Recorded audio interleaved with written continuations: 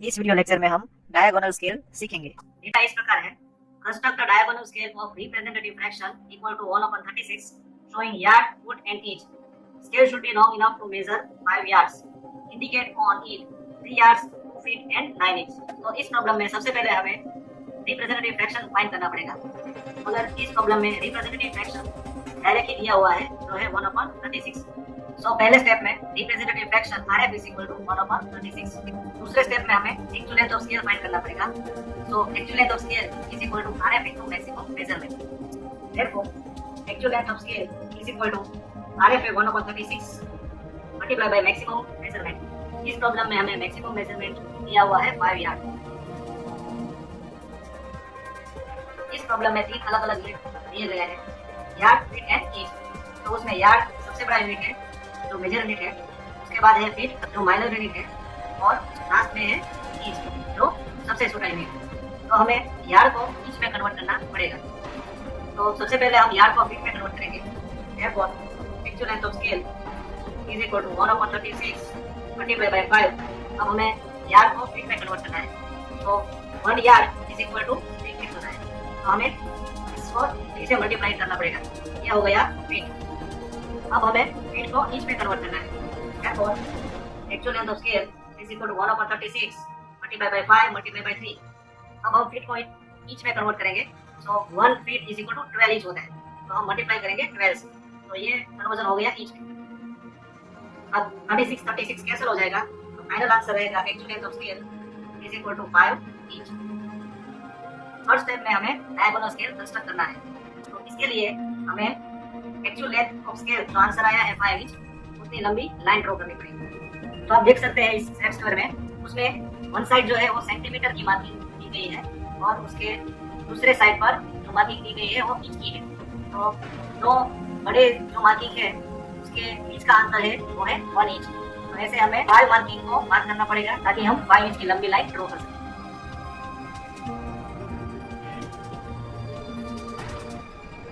तो ये लाइन जो है वो 5 इंच की। हमें इस प्रॉब्लम में जो मैक्सिमम मेजरमेंट दिया गया है वो है 5 यार्ड। तो इस 5 इंच की लाइन को हम 5 इक्वल पार्ट में डिवाइड करेंगे। तो एक पार्ट होगा 1 इंच। अब हम सबसे पहले 0 मार्क करेंगे जो होगा ये फर्स्ट डिवीजन के एंड पर। तो यहाँ होगा 0, उसके राइट साइड 1 2 3 4, और जो 5 है वो 0 के लेफ्ट साइड है। 0 के राइट साइड मेजर यूनिट रहता है। तो मेजर यूनिट इसको बोलते हैं यार्ड। तो हम यार्ड को 0 के राइट साइड मार्क करेंगे। और माइनर यूनिट है फीट जो 0 के लेफ्ट साइड रहता है। तो फीट को हम 0 के लेफ्ट साइड मार्क करेंगे। और जो सबसे छोटा यूनिट है वो है इंच। तो उसको हम वर्टिकल डायरेक्शन में मार्क करेंगे। तो इस वर्टिकल लाइन पर हम इंच मार्क करेंगे। अब हम अगर इंडिकेशन देखें तो हमें इंडिकेट करना है 3 यार्ड। तो 0 के राइट साइड का जो 3 है वो 3 यार्ड होगा। उसके बाद है 2 फीट। तो 0 और ये 5 के बीच का जो डिस्टेंस है, इस डिस्टेंस में हम फीट मार्क करेंगे। तो हमें फीट मार्क करने के लिए ये पहले डिवीजन के और डिवीजन करने पड़ेंगे। तो वो डिपेंड करता है यार्ड और फीट की रिलेशन पर। So 1 yard is equal to 3 feet.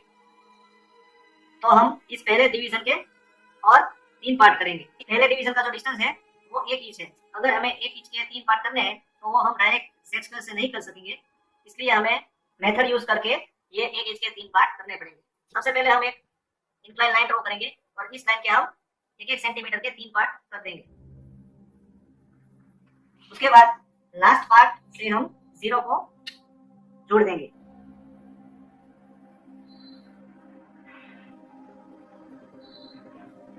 उसके बाद ये जो लाइन मिली उस लाइन में से हम पैरेलल लाइन ड्रॉ करके 3 पार्ट कर देंगे।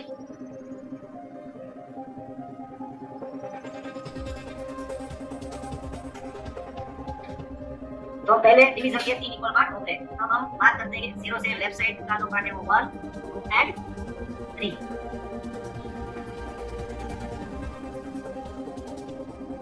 अब हमें इस वर्टिकल लाइन के इक्वल पार्ट करने पड़ेंगे। तो वर्टिकल लाइन पर जो यूनिट है वो है इंच।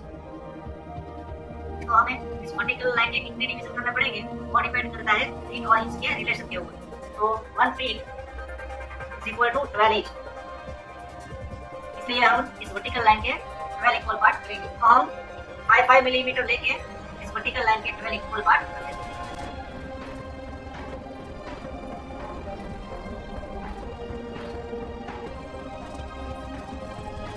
अब हम एक रेक्टेंगल बनाएंगे।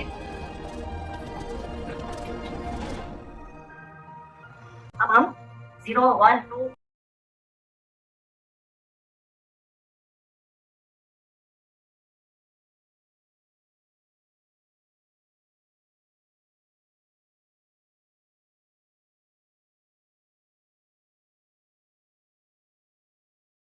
3 पार्ट हम इस फर्स्ट डिवीजन के ऊपर के साइड भी कर लेंगे, तो हम सेट स्क्वायर से डायरेक्ट कर सकते हैं। यहाँ हम मार्क करते हैं 1, 2 एंड 3। अब हम डायगोनल स्केल कंस्ट्रक्ट करने के लिए ऊपर के 1 को नीचे के 0 के साथ जोड़ देंगे,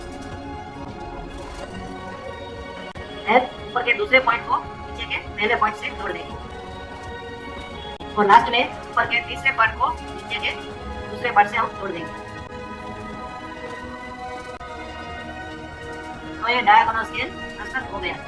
अब हम इंडिकेशन देंगे। सबसे पहले है 3 यार्ड, तो 0 के राइट साइड का पॉइंट नंबर 3 है, वो डायरेक्टली होगा 3 यार्ड। देन 2 फीट, तो फीट का जो डिवीजन है उसमें से हम पॉइंट नंबर 2 को मार्क करेंगे। एंड 9 इंच, तो 9 इंच मार्क करने के लिए हम पॉइंट नंबर 2 में से ऊपर जाएंगे, जो इंच के स्केल के 9 से मिलेगा, वो पॉइंट हम मार्क करके इंडिकेशन कंप्लीट करेंगे। एक बार फिर से हम इंडिकेशन देख ले। इंडिकेशन में दिया हुआ है 3 यार्ड, तो 0 के राइट साइड का पॉइंट नंबर 3 है, वो होगा 3 यार्ड। देन 2 फीट, तो फीट का पॉइंट नंबर 2 होगा, वो होगा 2 फीट। और 9 इंच, तो 9 इंच मार्क करने के लिए हम फीट के पॉइंट नंबर 2 में से जो लाइन ऊपर जा रही है, वो लाइन इंच के पॉइंट नंबर 9 में से जा रही हॉरिजॉन्टल लाइन को जहाँ मिलेगी, वो हमारा इंडिकेशन होगा। तो ये पॉइंट में से हम एक्सटेंशन लाइन ड्रॉ करके फाइनल इंडिकेशन कंप्लीट करेंगे। तो ये हो गया 3 yard, 2 feet and 9 inch. Last में हम स्केल के नीचे RF की वैल्यू लिख देंगे। तो RF इज इक्वल टू 1/36। तो ये डायगोनल स्केल का प्रॉब्लम यहाँ कंप्लीट हो गया। Thank you very much.